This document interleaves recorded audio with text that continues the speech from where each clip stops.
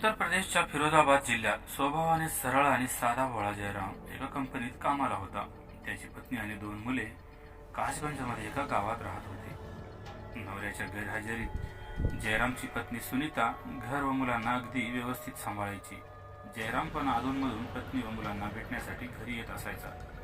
पण काही दिवसापासून जयरामला त्याच्या पत्नीच्या स्वभावात बदल वाटल्यासारखा वाटत होता. जयराम जेव्हा पण घरी यायचा तेव्हा त्याला त्याच्या घरी रवी बसलेला आढळायचा. रवी हा जयरामच्या वहिनीच्या भावाचा मुलगा होता.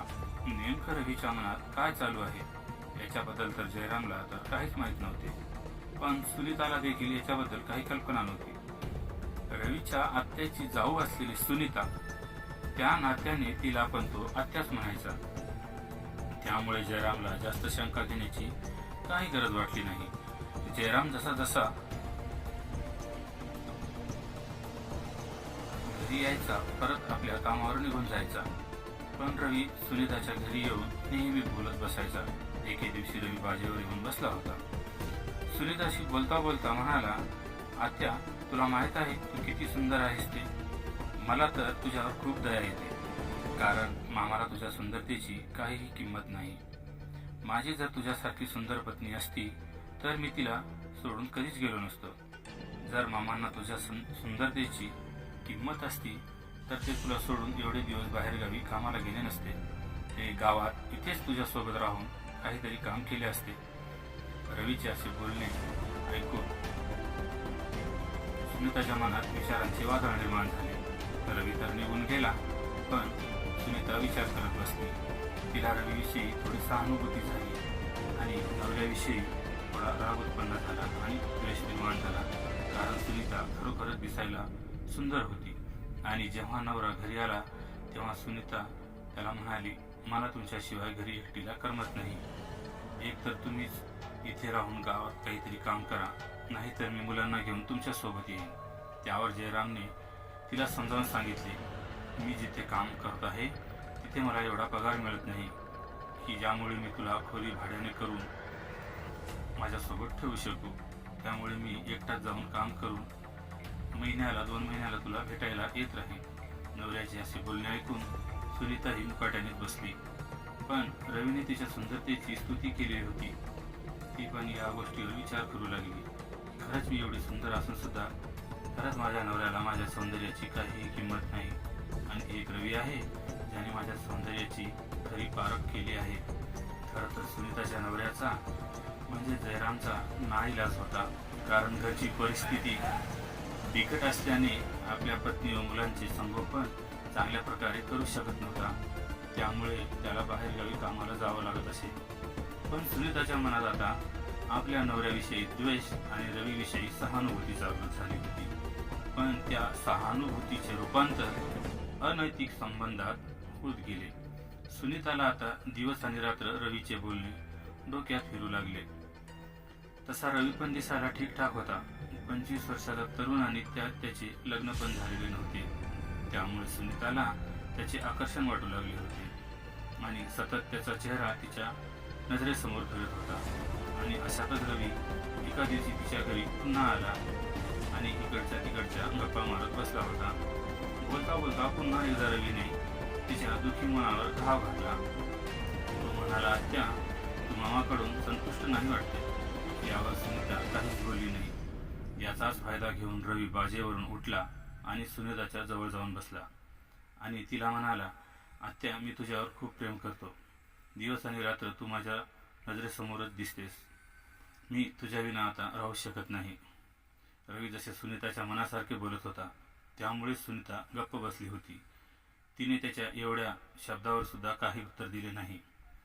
रवीची हिंमत अजून बळकावली. थेट त्याने तिच्या गळ्यातच मिठी मारली.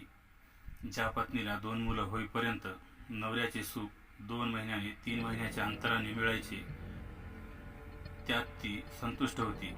त्यात एवढे दिवस ती समाधानी होती. एवढे दिवस ती पतिव्रता होती. पण आज एका तरुण मुलाच्या सहवासात आल्याने तिचे पतिव्रता धर्म नष्ट झाले आणि रवीच्या स्पर्शाने ती स्वतःची सूड गमावून बसली आणि सर्व मर्यादा ओलांडून बसली. रवी तर तारुण्यातील अल्लड मुलगा होता, पण सुनीता तरी पत्नी होती, 2 मुलांची आई होती, एक गृहिणी होती, पण तिने सुद्धा कुठल्याही गोष्टीची पर्वा केली नाही आणि स्वतःला रवीच्या स्वाधीन करून टाकले. जेव्हा दोघांच्याही वासनेची तृप्ती झाली आणि दोघेही शुद्धीवर आले, तेव्हा त्यांना पश्चाताप तर झालाच नाही, उलट सुनीताला या कृत्यातून संतुष्टी वाटत होती. आज तिला रवीशी संबंध आल्याने आता नवरा पण नकोसा वाटत होता, असे तिच्या मनाला वाटू लागले. तिचे तर आता संपूर्ण जगच बदलून गेले होते. ती आता दुपारच्या वेळी रवीला आपल्या घरी बोलावून आपल्या मुलांना बाहेर पाठवून द्यायची आणि तासनतास रवीला घरात घेऊन बसायची. म्हणतात ना, वासनेचे खेळ कितीही शिताफीने खेळले तरी एक दिवस उघडकीस नक्कीच येतात आणि इथेही असेच घडले. एके दिवशी जयराम कुठल्याही प्रकारची सूचना न देता घरी दाखल झाला आणि पाहिले तर घरी मुले दिसत नव्हती, म्हणून त्याने खोलीचा दरवाजा उघडून आत पाहिले. त्याने आत पाहिले तर आतील दृश्य पाहून सुन्न झाला. त्याने पाहिले की त्याची पत्नी सुनीता रवीच्या मिठीत आहे. असे दृश्य पाहिल्यावर कुठल्याही नवऱ्याला राग येणे स्वाभाविक असते. त्याच्या डोळ्यात पण रक्त उतरले आणि त्याने एक काठी घेऊन सुनीताला बेदम मार दिला.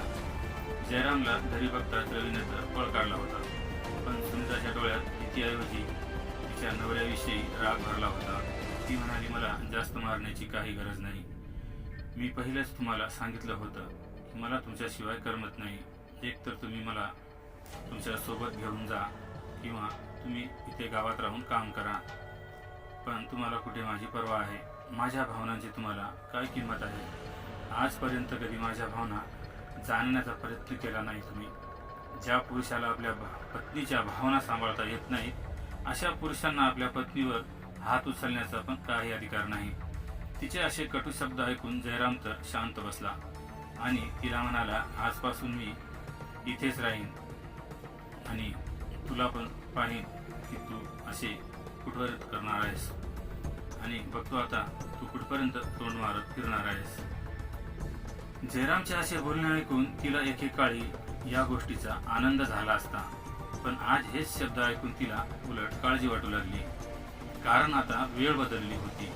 तिला आता रवीच्या सुखाची सवय लागली होती. ती आता कुठल्याही परिस्थितीत रवीला सोडायला तयार नव्हती. तिला रवीची चांगलीच चटक लागलेली होती आणि अशातच जर नवरा आपला घरीच राहिला तर आपण रवीला कसे भेटायचे याची तिला चिंता सतावू लागली. तरी पण ती अधूनमधून रवीला भेटण्यासाठी घराबाहेर जाऊ लागली. पण जयराम रात्रंदिवस तिच्या पाळतीवर असायचा, त्यामुळे आता त्याच्याही लक्षात आले सुनीता आता काही आवरायची नाही. एकीकडे चरित्रहीन झालेली पत्नी तर दुसरीकडे मोकाट सुटलेला मुलगा. आता जयरामला एकच मार्ग सुचत होता, ज्याच्यासाठी सुनीताने माझ्यासोबत विश्वासघात केला त्या रवीला आता संपवायचे आणि तो याच्याबद्दल विचार करू लागला. हे काम तर जयरामसाठी सोपे नव्हते, पण त्याच्यासाठी तो योजना आखू लागला आणि थोड्याच दिवसात त्याने एका वीटभट्टीवर काम करायला सुरुवात केली, जिथे रवी पहिलेच कामाला होता. आणि ज्या संधीच्या शोधात जयराम होता ती संधी त्याला लवकरच मिळाली. एके दिवशी रवी काम करून झोपला होता.